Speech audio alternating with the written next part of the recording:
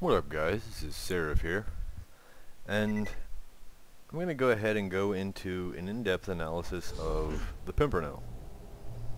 Now, if you're watching this video, I'm going to assume that you know where to pick up the Pimpernel. There's plenty of YouTube videos out there that'll show you where to pick that up. I actually have the quest active just for shits and giggles, but I'm going to go ahead and zoom in on Pimpernel here, and let's take a look at the item card. And Gearbox loves making guns that work with certain classes and certain skills. Borderlands 1 was more about, you know, you get a piece of gear and it's kind of standalone awesome. With Borderlands 2, it's more about combinations, and the Pimpernel with Sniper Zero specifically, one that's spec'd into bore. The Pimpernel is a powerhouse. It's undeniably one of the most powerful snipers out there. So the red text says "Sink Me," and that's going to give you some hints on how to use the gun in practice. Now, in DLC 1 we got the Seraph weapons, and I think that Gearbox kind of trolled me a little bit. Once upon a time I posted something about the Vladof Gamble, and I hated the gun. It's a lot, the Patriot is a lot like what the Gamble was. But if we also think back to Borderlands 1 and look at the Orion, the Pimpernel is kind of the Orion's successor. And you may or may not know this, but the Orion, when you shot it at the ground, it would impact and then spawn 3 or 4 child projectiles that would ricochet up for the same gun damage. So you could get 3 or 4 times as much damage out of it by spamming it at an enemy's feet. So I'm saying that the Pimpernel is like the Orion in that regard, and it says "Sink Me," and that's kind of the key. If you're trying to sink an enemy's boat, you're going to shoot through the deck. Hopefully it'll penetrate the hull, but the point is you're trying to ricochet up. And with the Pimpernel, it actually spawns a projectile. But before I get that kind of go into that part of the explanation, I want to just take a look at what it does here. Now, you see in the center there how there's a glow trail flying up from the middle? That is indicative of a particle moving at very high speed. It's actually the glow trail. If you look, you see how there's kind of a trailer coming off? Now, I played around in the Borderlands 1 editor a little bit, and I kind of know how the stranger projectiles in the original Borderlands worked. Like the ones that spawned multiple elements, they actually would split a projectile off at a few degrees that would be of a new element. Now, the Pimpernel is really neat because at the point of impact, and only the initial point of impact, it spawns a child projectile that goes straight up. Now, I think what happens is it splits into 5 child projectiles, and then after another interval of time, this is all happening in milliseconds, they change course and deviate out at 45 degrees away from the y-axis, which is the up-down, and they actually slow down as well. They're moving at a really high speed here, and then they split off and go at a lower speed away from that up axis. In addition to splitting off at a certain time and spawning in at a certain time, they also follow the same path out from the cardinal directions in the game world: north, south, east, and west. So if I'm looking towards the west, I'm going to spawn 2 away from me and 1 that flies at me. And if I'm looking towards the east, I'm going to have 1 that flies away from me. And that's true on every map. Now, that's going to help you get crits on enemies that you kind of can't get the shot off right on. You can orient yourself to the enemy that you're shooting at with the Pimpernel. But this all really works when you have values of velocity that are greater than 1 out of 5 for standing humanoid enemies anyway. You know, something like a Stalker or the newest raid bosses.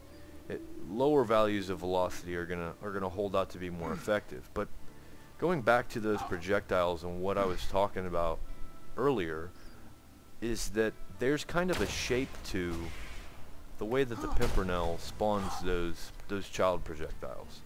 And if you look on the side of the gun here, it's really appropriate. There's a flower there, and if you Google Pimpernel, you're either going to come up with the Borderlands gun, some weirdo on DeviantArt, or a flower. So if you start to visualize the projectiles of the Pimpernel as a flower, taking into account what I was talking about before, it's kind of like that initial projectile that spawns and goes straight up is the stem, and then when it splits to 5, that's kind of like the base of the flower, and then when they split off at 45 from the y-axis, that's kind of where the petals begin. And the Pimpernel, the flower, has 5 petals, so it's really appropriate, and it's a great geometric visualization of how the Pimpernel behaves. If I start modifying it with values of velocity, I'm going to change the shape of the flower. It's going to get larger, the stem is going to get longer, and the base of the flower is going to get longer as well. The child projectiles move pretty slow right now, but if I increase velocity, I'll also increase the rate that they travel. So for certain enemies, some values of velocity are going to hold out better than others. The point isn't that one value of velocity is where it's at. It's that there's pros and cons to every single one. Now if I shoot the wall here, I can kind of see. Now you can see 1, 2, 3. So if I'm orienting myself towards an enemy and I'm shooting in front of them, I can get, and that's 0 degrees right there off of the y-axis from the initial impact. So ideally I can hit quite a few projectiles inside of an enemy because of bore. Now if I go down here to the dummy, I can show you a little bit about why I think it spawns 1 versus all 5 at the initial point of impact. And anybody but Sniper Zero isn't going to be able to do what I'm talking about here. So this is specifically a cunning bore type. Well, more of just a bore thing. But now you'll see I'm spawning a single critical when I'm shooting. Okay? But if I were to spec into bore,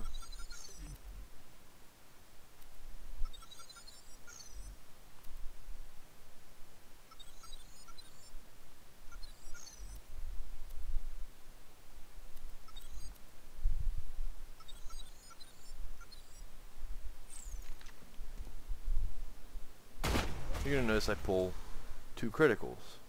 Now, the game counts critical hits as a projectile passing through the defined geometric bounds of a critical hitbox. So I'm actually spawning a projectile in the dummy's head, and another projectile is leaving the dummy's head and counting as a critical. Now, you don't get a second critical from the initial projectile leaving the other, so it only counts once. Okay.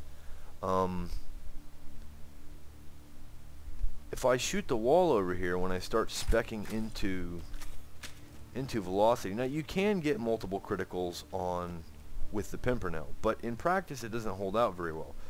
Since I have bore, I can. Now, you'll see I'm hitting multiple crits there, and if I shoot them kind of in the crotch, you can actually kind of see how they're all kind of spawning and going up and then splitting out. It may not spawn 1, but I think it does, and then it splits, and it doesn't spawn 5 to start. So I can get multiple crits, but most of the time an enemy's head isn't going to be sitting forward and them sitting still.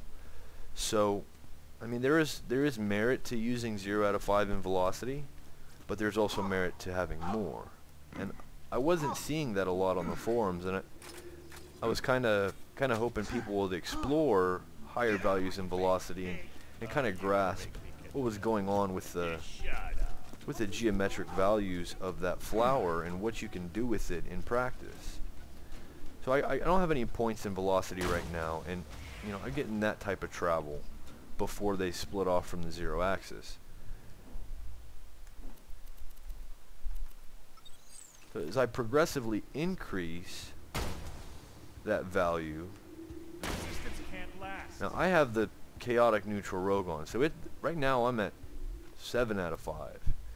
If I get that guy off and go to something else, I'm going to land in a totally different spot, okay?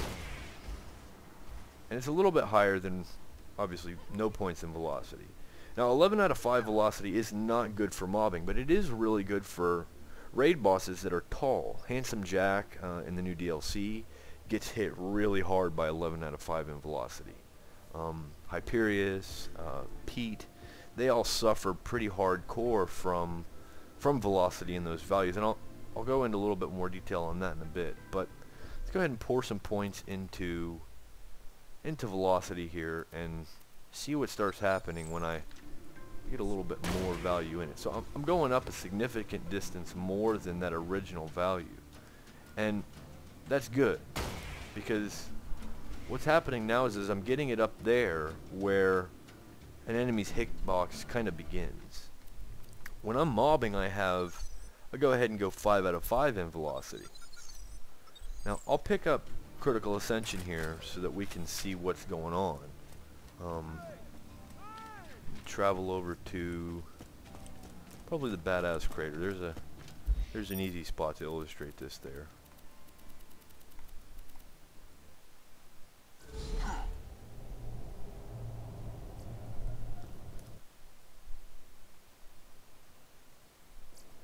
No, go ahead and shoot the ground a couple times here, and you can see how now the glow trail is going farther up. I've increased velocity, and the flower is much larger. Okay, but the converse of that is from my initial point of impact, if I can get a bullet decal to stick.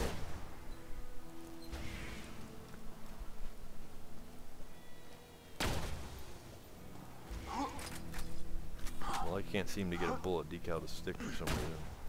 There we go. I'm going up that much, and that's kind of a serendipitous value. See what's going on over here.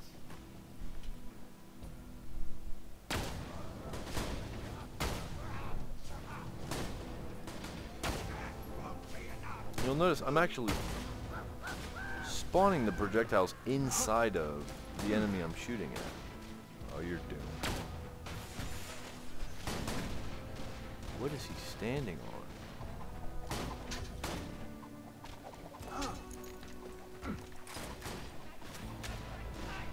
And midgets are actually the bane of the Pimpernel at higher values of velocity, because everything kind of leaves the enemy before anything gets a chance to happen.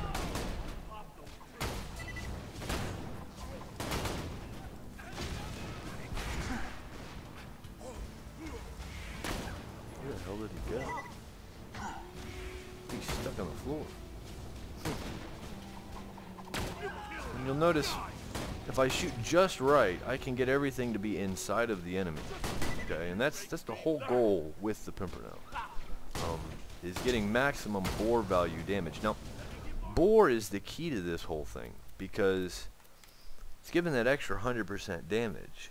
Unlisted projectiles, when they interact with an enemy's hitbox, it actually counts bore on all of the child projectiles. That's why the Sandhawk works so well. And with the Pimpernel specifically, I've got them all penetrating the enemy and then splitting out, and it does a massive amount of damage.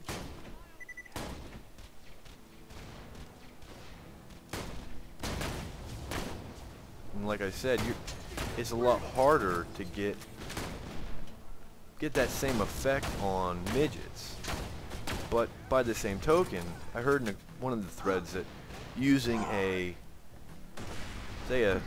CA stacking machine to get your damage up where you'd like it to be, and using the Pimpernel as a kill weapon on the bigger enemies. Now, you don't really need to do that. I just got a few points in sniper. In fact, the bare minimum to get to critical ascension, which I'm not even really using, and fast hands, and I'm still wrecking house with the Pimpernel, and I'm not even slagging. So you can get the damage you need to out of the Pimpernel if you understand how to use it. I mean,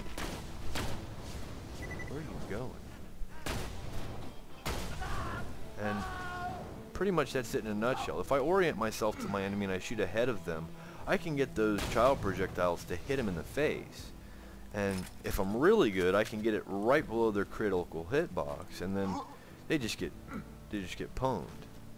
I'm not picking up any gun damage anywhere either.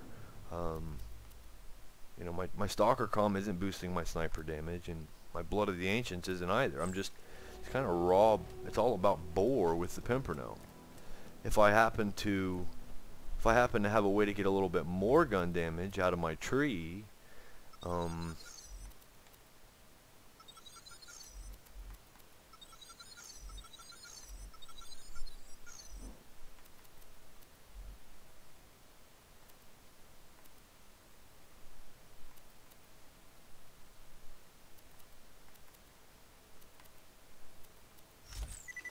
try this one. If I happen to get a little bit more gun damage out of my tree, I can use the Pimpernel to even greater effect.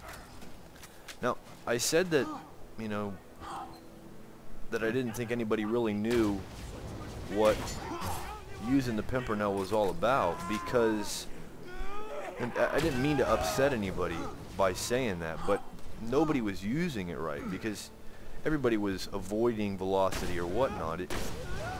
There's an appropriate value for velocity, and you have to kind of figure out what that is for yourself. Every enemy is going to take velocity on differently with the bore effect of Pimpernel. So, you know, what you end up with is a gun that it does a ton of damage inherently. So, if I shoot it right,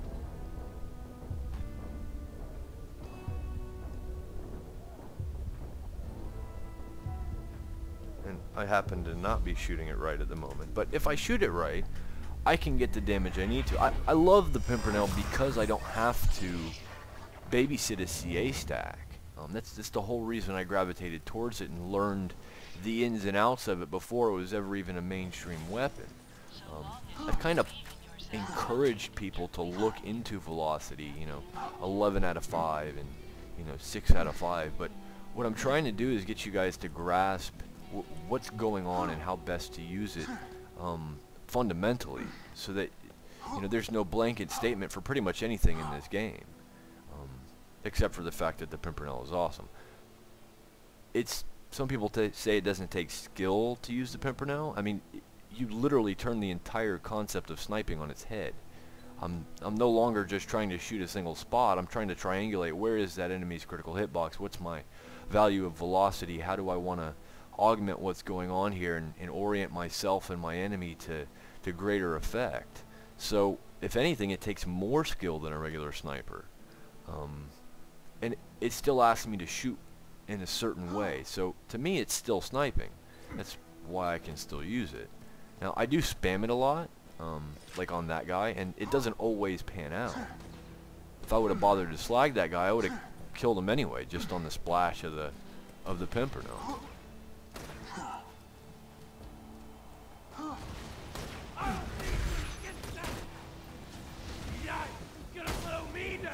He keeps falling down. There we go.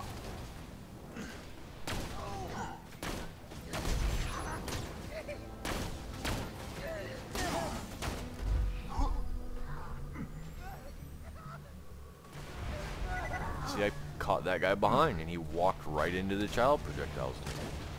Blew him to smithereens. And it's all about, you know, you definitely have to lead your shot with the Pimpernel. It's just, that's the way that the gun works.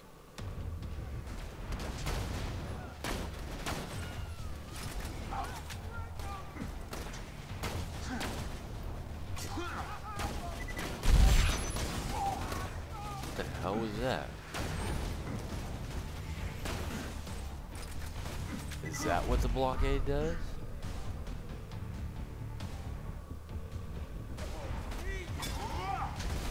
And I just got them all to proc on it. So, I hope that this video has kind of... I think that guy's got an amp shield.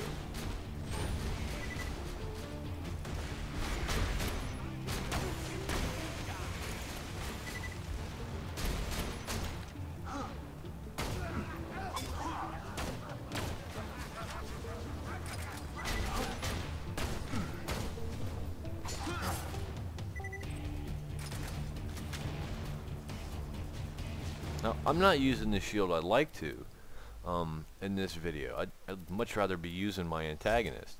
I was having problems with the antagonist killing enemies in the videos I was...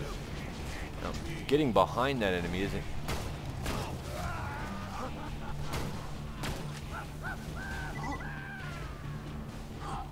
Be one more guy over here.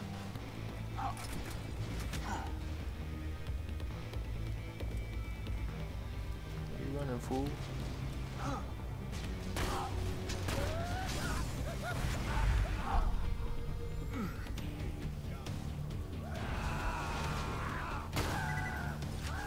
So, I hope I kind of cleared up what was going on with the Pimpernel enough to where you guys can explore it on your own now. Once again, if I pissed anybody off by saying that, you know, whatever it was I said about, you know, not knowing exactly what the Pimpernel was doing, it wasn't to upset anybody, so I apologize for that.